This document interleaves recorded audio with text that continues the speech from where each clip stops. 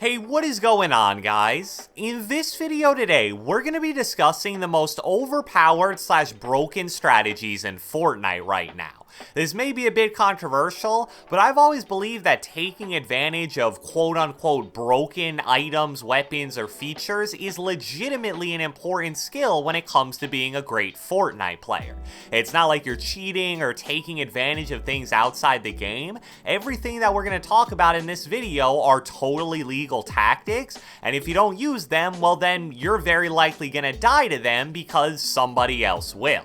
All of these should work on every platform, and even though not all of them will work in competitive because certain items are excluded from the loot pool, I believe most of them will.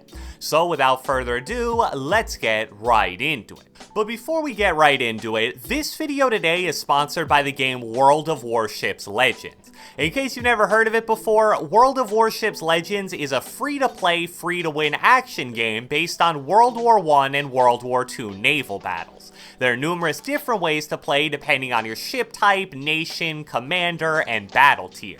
And the good news, since I know so many of you guys are console players, is that the game's actually available on both PS4 and Xbox, plus it's actually cross-platform just like Fortnite, so you can play with any of your friends even if they happen to be on the opposite console.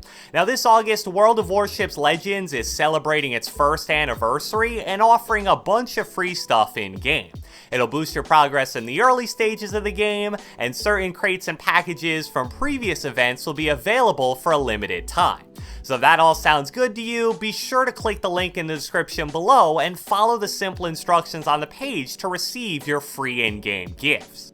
Alright, so the first broken item / strategy that's become so popular recently is abusing crash pads. If you've watched competitive Fortnite at all recently, you've probably seen at least some crash pad usage, to say the least. It's funny because on the surface, crash pads kind of seem like a fun meme item that would only be used by very casual players, and when they were first added into the game, that's what most people thought.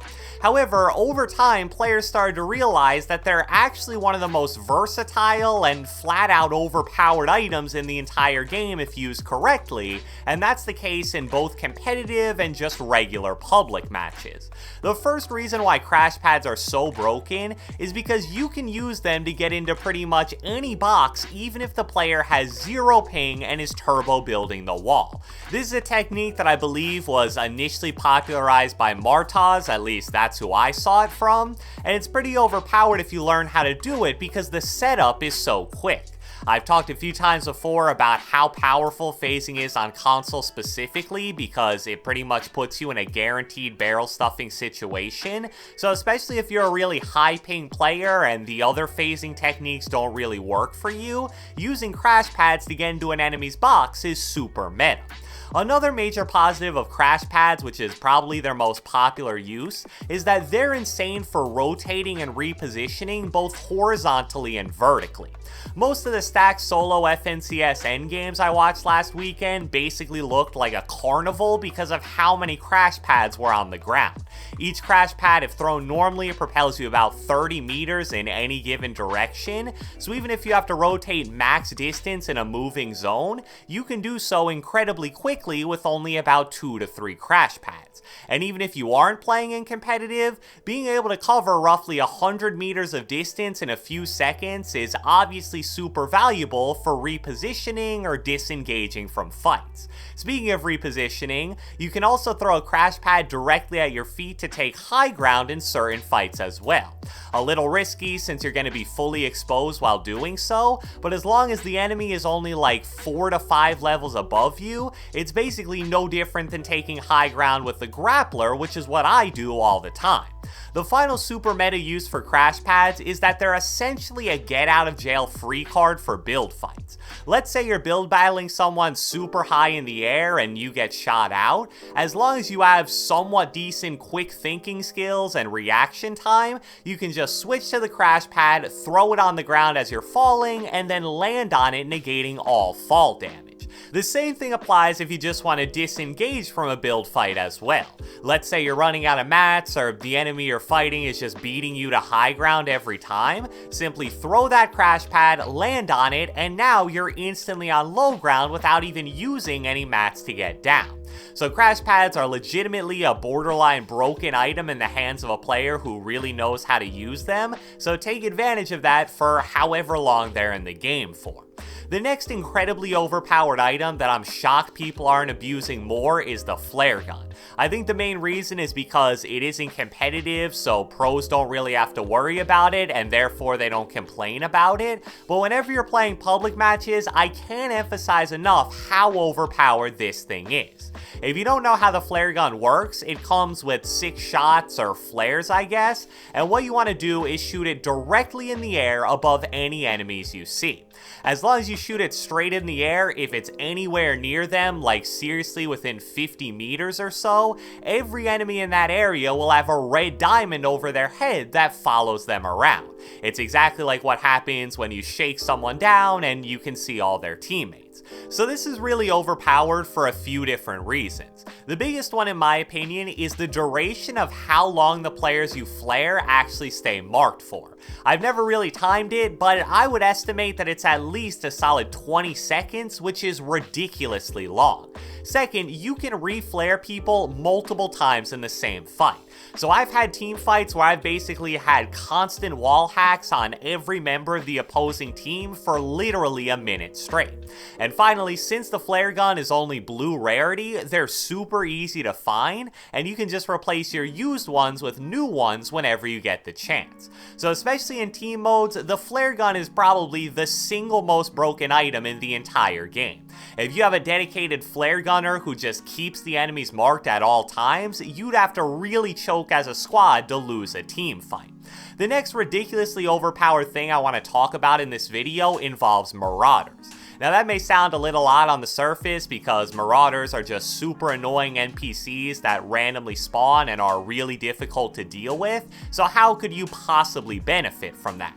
Well, the first way is a strategy that's incredibly toxic and powerful and competitive specifically, but it also works equally as well in regular matches. So this was initially tweeted out by the pro player Stretched. He said, about to leak a strat since I don't really care and I don't abuse it, but basically you can go kill marauders from a distance to make sure they don't throw any stinks, and you can just get 12 to 18 stinks, spam them, and never lose a fight. It's the best thing right now ever. Now, as if that weren't already crazy enough, on the day I'm making this video, Fortnite just made one of the weirdest changes of all time.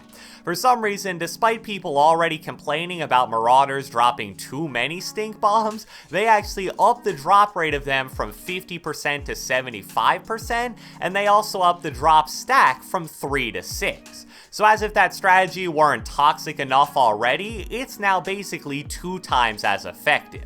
Another interesting and also pretty toxic way to take advantage of marauders is to third-party players getting attacked by them.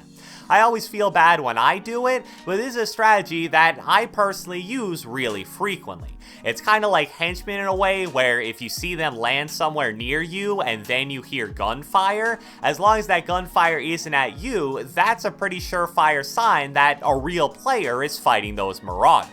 So that poor player is basically going to be fighting for his life against multiple AIs, probably throwing stink bombs at him, so you can just kind of keep your distance and third party with really no risk at all. And to double up, once you kill the real player, you can also kill the marauders as well and pick up a full stack of stink bombs for another easy kill on the next person you fight. The final overpowered current aspect of Fortnite that you want to take advantage of as much as possible are mythic weapons and items. Now, since Fortnite has had mythic rarity weapons and items in the game the last 2 seasons or so, I feel like it's pretty likely that they're here to stay at least for the next few seasons. Some mythic items like the AUG are actually pretty balanced, but when it comes to things like the grappler and shockwave launcher or the mythic scar and drum gun from last season, they're just flat out broken. Especially if your main goal is to get high kill games, whether that's in public matches or arena, mythic items slash weapons are an absolute must. It's even become a meme in competitive how contested Catty Corner is, because the player who gets the shockwave launcher is basically guaranteed to win the game if they can get to the final circle. I know not everyone is going to want to actually land at a mythic POI, but in the games where you kill someone who drops one of the mythics, you want to absolutely abuse that weapon slash item as much as possible. So I hope you guys enjoyed this video, and if you watched the entire thing, be sure to let me know with a comment down in the comment section below. What specific weapon slash item slash strategy do you think is the most broken or overpowered in Fortnite right now? It can be something I mentioned in this video or anything else. Be sure to leave a like, leave a comment, subscribe, turn on post notifications, do whatever the heck you want, and I will catch you guys next time.